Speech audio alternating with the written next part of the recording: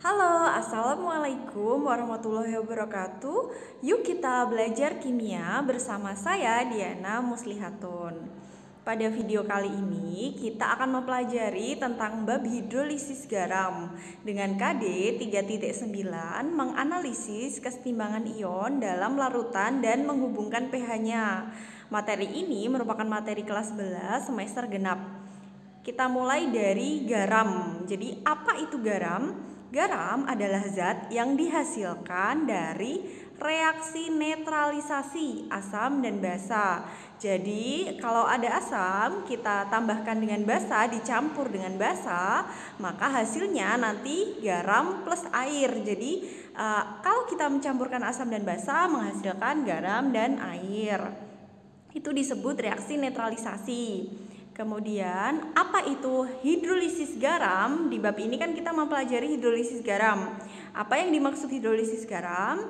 Hidrolisis garam adalah reaksi peruraian yang terjadi antara kation dan anion garam dengan air dalam suatu larutan. Jadi nanti kation dan anion punyanya garam itu nanti bereaksi dengan air di dalam suatu larutan. Nah, kalau terjadi peruraian itu dinamakan hidrolisis garam. Kemudian macam-macam garam itu ada 4 macam. Ini dilihat berdasarkan asam dan basa yang membentuk. Jadi kalau asamnya itu asam kuat dicampur dengan basa kuat, maka nanti garamnya akan bersifat netral. Jadi kalau sama-sama kuat nanti bersifat netral, pH-nya pasti sama dengan 7, jadi netral. Kemudian garam yang kedua, apabila ada asam kuat dicampurkan dengan basa lemah, nanti sifatnya itu asam dengan pH kurang dari 7. Untuk yang ketiga, garamnya itu berasal dari basa kuat dicampurkan dengan asam lemah, nanti garamnya akan bersifat basa dengan pH lebih dari 7. Kemudian yang terakhir, garam yang berasal dari asam lemah dan basa lemah ini sifatnya itu bisa berbeda-beda. Tiap garamnya tergantung dari nilai Ka dan nilai Kb-nya. Nanti kita hitung bersama bagaimana cara menentukan pH-nya dari garam yang berasal dari asam lemah dan basa lemah. Kemudian kita lanjut ke asam kuat sama basa kuat, asam lemah dan basa lemah. Jadi tadi kan ada campuran dari asam kuat, basa kuat, asam lemah, basa lemah gitu. Maksudnya gimana? Jadi asam kuat itu ada 6 biasanya, yakni HCl, HBr, Hi, HNO3, HClO4 dan H2SO4. Sedangkan asam lemah itu adalah semua asam selain yang asam kuat yang saya sebutkan tadi. Kemudian untuk basa kuat itu ada LiOH, NaOH, KOH, RbOH, MgOH 2 kali, CaOH 2 kali, SrOH 2 kali, dan BaOH 2 kali. Atau bisa kita singkat linakarorobi, LINAKRB. Mangan cacing seret banget. Jadi linakarorobi mangan cacing seret banget, itu basa kuat ada 8. Nah, yang basa lemah itu adalah semua basa selain basa kuat yang saya sebutkan tadi. Jadi ketika kita mencampurkan kita harus tahu dulu nih asamnya asam kuat atau asam lemah, basanya basa kuat atau basa lemah. Caranya dengan menghafalkan asam kuat dan basa kuat. Nah, selain yang itu merupakan asam lemah atau basa lemah. Jadi kalau yang asam itu yang ada HH-nya yang di depannya, kemudian itu biasanya seperti itu. Kemudian untuk yang basa itu ada OH di belakang. Kita lanjut. Kemudian ini ada reaksi dari garam yang berasal dari asam kuat dan basa kuat. Tadi kan dia sifatnya netral. Kenapa netral? Mari kita bahas dari reaksinya. Jadi dia tidak terhidrolisis, makanya dia netral. KCl ini misalkan ada KCl ditambah H2O, nanti akan terurai menjadi K+, ini ion-ionnya ya. Jadi ada K+, ada OH-, ada H+, dan Cl-. Nah, di sini semuanya terion sempurna karena KCl itu berasal dari KOH ya. KOH itu berasal dari basa kuat dan Cl itu dari HCl itu berasal dari asam kuat juga. Karena berasal dari asam kuat dan basa kuat, maka dia terionisasi sempurna.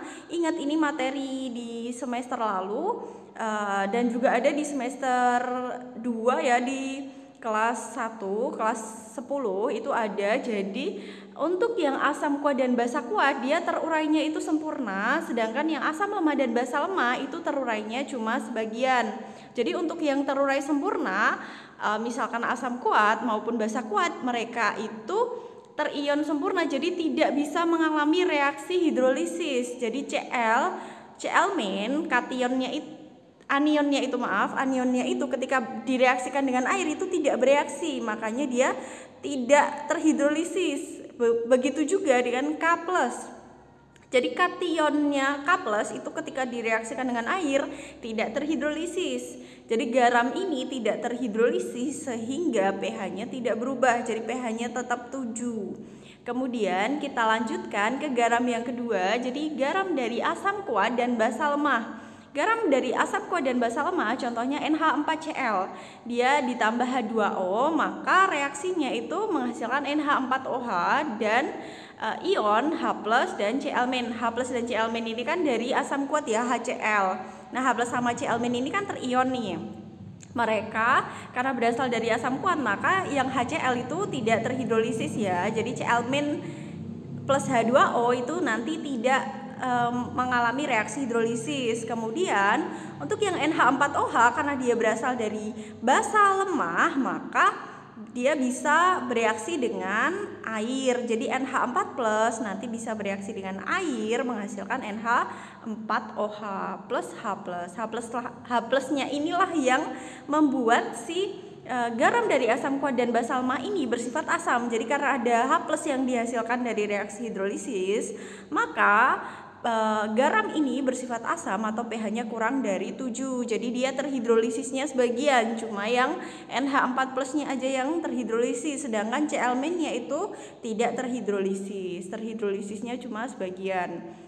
Kemudian kita lanjut untuk garam yang ketiga, yakni garam dari asam lemah dan basa kuat. Jadi garam dari asam lemah dan basa kuat ini terhidrolisis sebagian juga, tapi pH-nya bersifat lebih dari 7. pH-nya itu bersifat basa gitu. Contohnya di sini ada HCOONa. Ketika dia direaksikan dengan air, maka akan terhidrolisis dan terion. Ini mirip dengan tadi, jadi Na itu berasal dari basa kuat, cuma kebalik ya. Jadi Na ini berasal dari basa kuat kan, Na+, ketika direaksikan dengan air, jadi dia tidak terhidrolisis. Sedangkan HCOO- itu ketika direaksikan dengan air, maka dia bisa mengalami reaksi hidrolisis menghasilkan HCOOH plus OH-. Nah, OH-nya ini yang membuat si garam ini bersifat basa. Kemudian kita lanjut ke garam terakhir, yakni garam yang berasal dari asam lemah dan basa lemah. Jadi karena berasal dari lemah semua, maka dua-duanya ini terhidrolisis sempurna. Jadi bisa mengalami reaksi hidrolisis semua. Nah, tadi kan saya bilang sifatnya itu bergantung pada Ka dan Kb. Jadi sifat keasamannya itu bergantung pada Ka dan Kb-nya. Ada 3 keadaan. Yang pertama, jika Ka-nya itu sama dengan Kb, maka garam itu akan bersifat netral. Jika Ka lebih dari Kb, maka garamnya akan bersifat asam. Sedangkan kalau Kb-nya yang lebih besar, Kb itu ketetapan basa ya. Jadi kalau ketetapan basanya yang lebih besar dari Ka-nya, maka garamnya bersifat basa gitu. Jadi ketetapannya itu besar yang mana? Kalau besar yang asam berarti dia sifatnya asam. Kalau besar yang basa berarti sifatnya basa. Jika sama ya berarti netral, seperti itu. Kemudian kita lanjut. Nah, ini ada biasanya kita itu diminta untuk menganalisis. Jadi yuk kita analisis bagaimana jika ada asam dan basa direaksikan, apa yang akan terjadi. Tadi di awal sudah saya jelaskan bahwa akan terbentuk garam dan air. Kemudian akan menghasilkan garam yang bersifat apa nih? Jadi ini bisa kita analisis tergantung dari asam sama basanya ya. Kalau asam kuat sama basa kuat jadinya garam apa, asam lemah dan basanya kuat jadi garam apa, tadi sudah ya. Kemudian pH-nya berapa? Nah, ini yang belum kita bahas. pH-nya berapa? Ini cara menentukan pH-nya bagaimana? Mari kita menganalisis. Yuk kita analisis. Jadi cara menentukan pH garam itu ada langkah-langkahnya seperti ini. Nanti bisa kamu baca ya, sekaligus nanti akan ada latihan soal untuk menganalisis. Jadi cara kita menentukan pH garam itu bagaimana? Nanti kalian ikuti saja step-stepnya. Ini akan saya bahas di video selanjutnya. Kemudian di sini ada rumus-rumusnya, rumus-rumus hidrolisis garam. Nanti jadi pada step terakhir, sebentar saya back dulu. Jadi di step kelima itu masukkan ke dalam rumus. Nah, rumusnya itu ada berbagai macam. Di sini ada rumus hidrolisis garam, dimana kalau asam sama basanya itu sama-sama kuat pasti dia 7 ya, nggak usah dihitung pakai rumus lain, dia pasti 7. Untuk yang pakai rumus itu dimulai dari sini, dari yang asam kuat sama basa lemah, ini ada rumusnya seperti ini. Kemudian asam lemah sama basa kuat rumusnya seperti ini akan kita bahas di video selanjutnya. Kemudian garam dari asam lemah sama basa lemah seperti tadi, seperti ini. Kemudian ada juga derajat hidrolisis, ini rumusnya seperti ini. Oke, sekian dari video dari saya. Untuk yang analisis tadi dan rumus-rumus akan saya jelaskan di video selanjutnya. Terima kasih. Wassalamualaikum warahmatullahi wabarakatuh.